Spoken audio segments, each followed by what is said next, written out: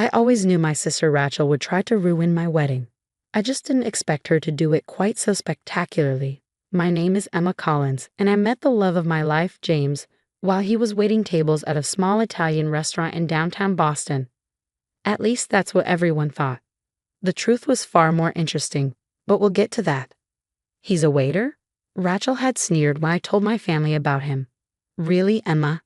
With your education and background, you could do so much better. That was Rachel, always measuring everything by status and money. She'd married a hedge fund manager right out of college and never let anyone forget it. The fact that I, her Yale-educated younger sister, would settle for someone who served pasta for a living was apparently a personal affront. What she didn't know was that James had a very good reason for working at that restaurant. As the secret heir to the Romano restaurant empire, he believed in learning the business from the ground up. Every aspect of it, from washing dishes to serving customers. But we'd agreed to keep that quiet until after the wedding. Let them judge, he'd said, his dark eyes twinkling. It's more fun that way. The morning of our wedding dawned bright and clear. The small church we'd chosen was perfect. Intimate, elegant, nothing like the extravagant affair Rachel had thrown for her own wedding 3 years ago. I was in the bridal suite, my mother fussing with my veil, when Rachel burst in.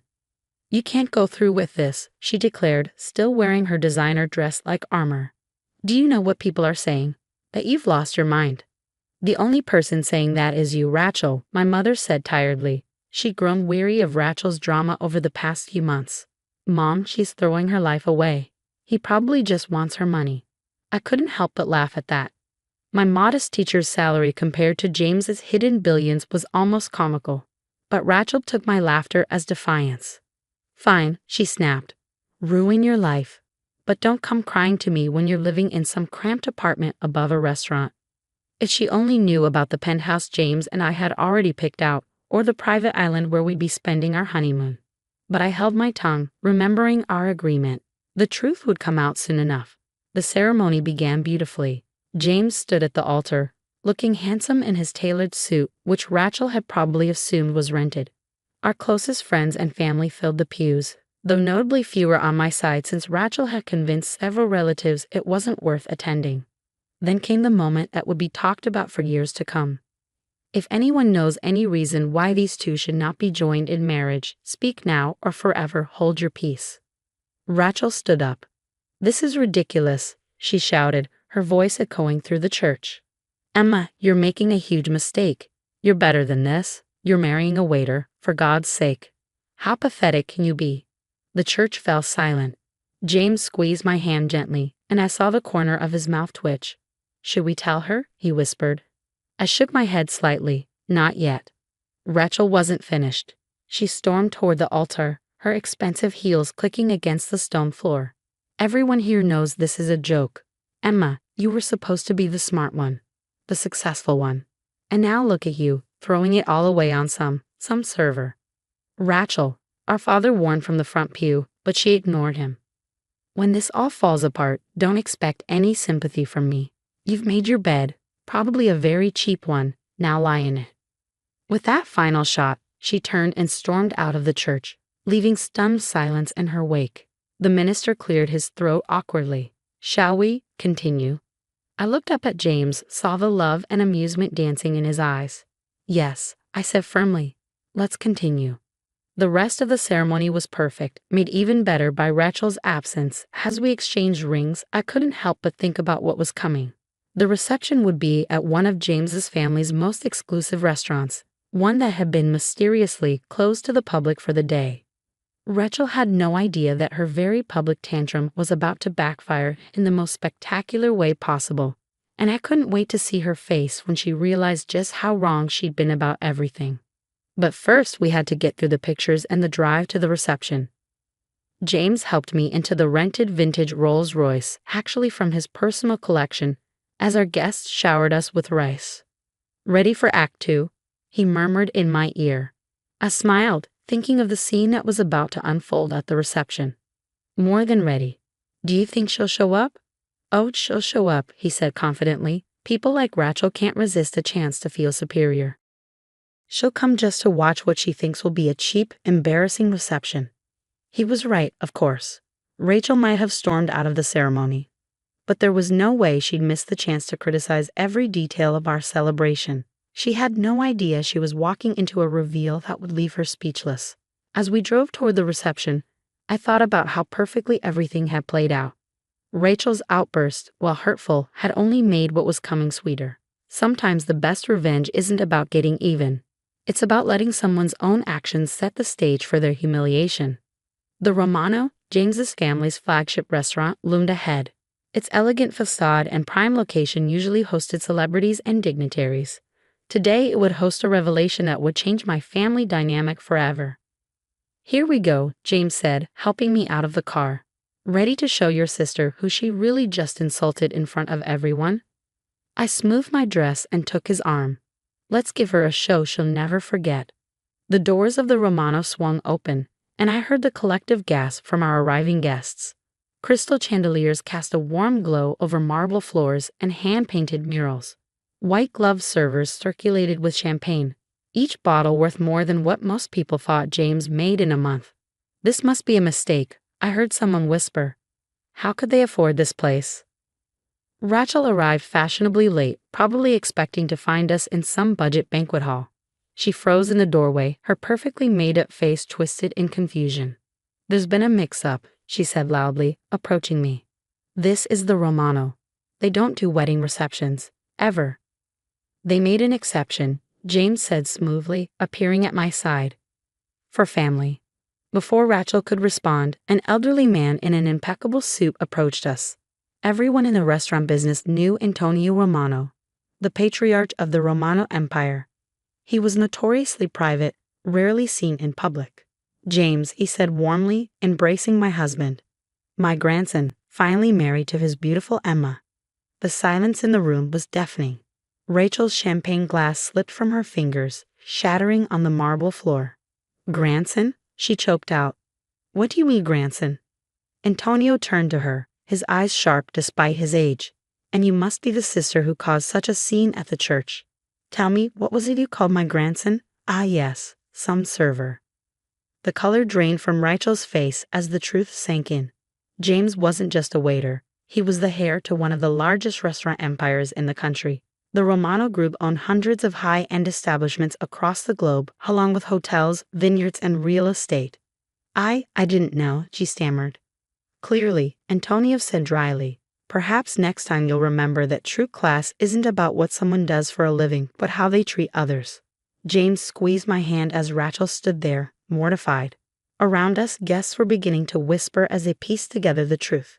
The simple wedding ceremony followed by this lavish reception. The waiter, who was actually restaurant royalty. "Why did he tell me?" Rachel demanded, finding her voice. "You let me believe. You let me make a fool of myself." "Would it have mattered?" I asked quietly. "Would you have treated James differently if he'd known who he really was?" "Because that's exactly why we didn't tell anyone. We wanted to know who our true friends were." "But I'm your sister." "Yes," I said. "Which makes your behavior even worse. You couldn't even be happy for me unless you approved of my choice's social status." Antonio cleared his throat. "If you'd like to leave, no one would blame you. You've already provided enough entertainment for one day." Rachel's face flushed deep red.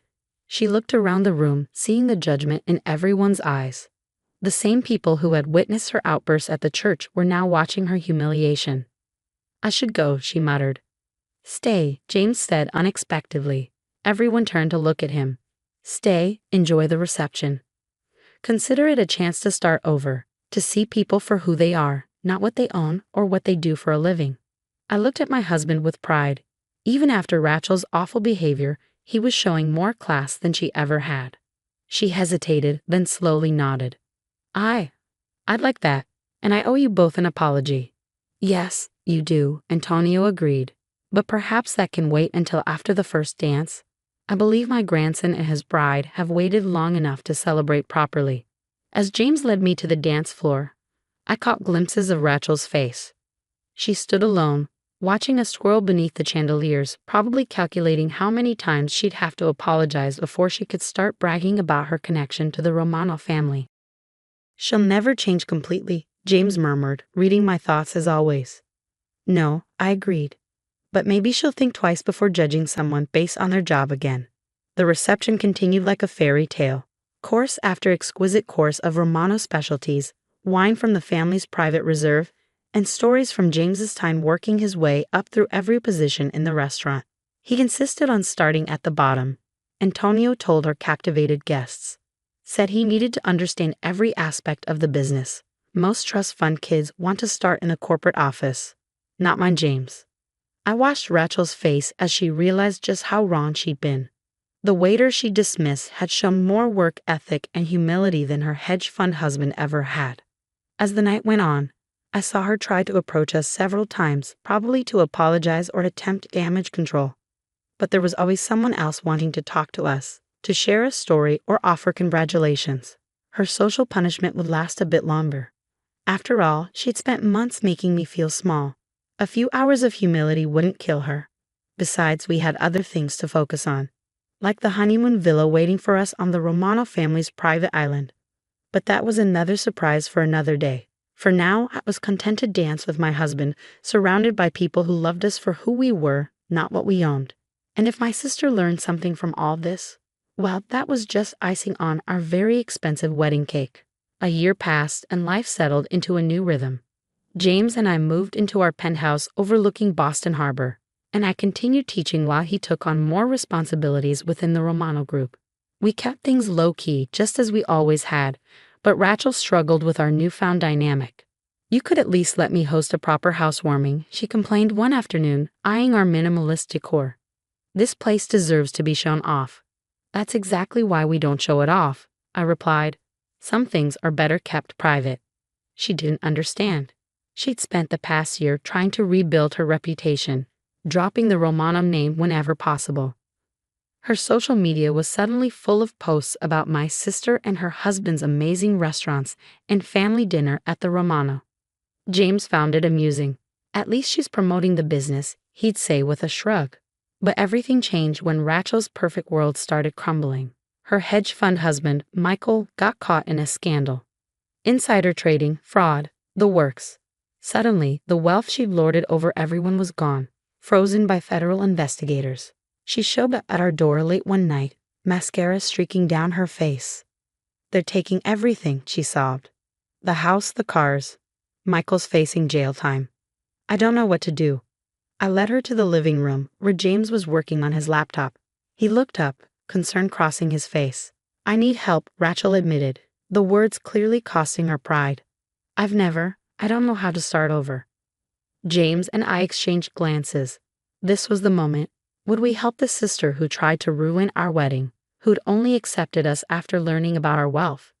There's an apartment, James said finally, above one of our smaller restaurants in Cambridge. It's nothing fancy, but it's a start. Rachel's eyes widened. You do that? After how I treated you? On one condition, I added. You work in the restaurant, learn the business from the ground up, just like James did. You mean wait tables? She looked horrified. Among other things, James said. Wash dishes, bus tables, learn to cook. Understand what it means to earn your way. Rachel was quiet for a long time, probably wrestling with her pride. Finally, she nodded. Okay, I'll do it. But will you help me? Show me how. That was the moment I knew my sister might actually change. The next few months were transformative. Rachel moved into the small apartment, traded her designer clothes for sensible shoes and work uniforms. She cried the first time she had to clean a bathroom, broke 3 plates her first night serving, and burned herself twice learning to cook. But she didn't quit. I watched her transform from someone who looked down on service workers to someone who defended them. She started leaving bigger tips at other restaurants, calling out rude customers, appreciating the complexity of work she once dismissed. 6 months into her new life, I visited her at work. She was expediting orders, her hair tied back, completely focused on her task. No makeup, no pretense, just honest work. She's doing well, James said, appearing beside me. The staff actually likes her now. Think she's learned her lesson? He smiled. I think she's learned several. Want to tell her the other news? I nodded, waiting until her shift ended. Rachel joined us at a corner table, exhausted but somehow more genuine than I had ever seen her. How would you feel about managing this place? James asked casually. Rachel's eyes widened. What? You've earned every position, earned the respect of the staff. The current manager is moving to our new location in Chicago. The job's yours if you want it. But why? After everything. Because you proved us wrong, I said softly. We thought you couldn't change, that you'd always be the person who cared more about status than substance, but look at you now. Tears filled her eyes. I was awful. To both of you. I let money and status blind me to what really matters. And now, James prompted. Now I know that what matters is who people are, not what they own or what they do for a living. She wiped her eyes. I'm actually proud to be a server now. Proud of what I've learned, what I can do.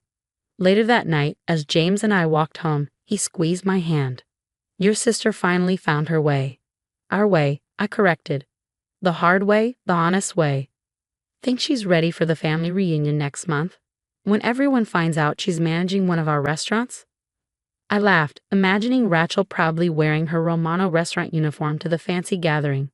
I think she's finally ready to be herself, no matter what anyone thinks. And that was the greatest victory of all. Not the wedding reveal, not the humbling aftermath, but watching my sister discover who she really was beneath all the designer labels and social climbing. Sometimes the best revenge isn't about getting even. It's about helping someone grow into a better person. Rachel's transformation from judgmental socialite to hardworking restaurant manager was proof that people can change if given the right opportunity and motivation. As for James and me, we continued living simply, working hard, and remembering that true wealth isn't about what you have. It's about who you are and how you treat others. That's a lesson worth more than all the Romano billions combined.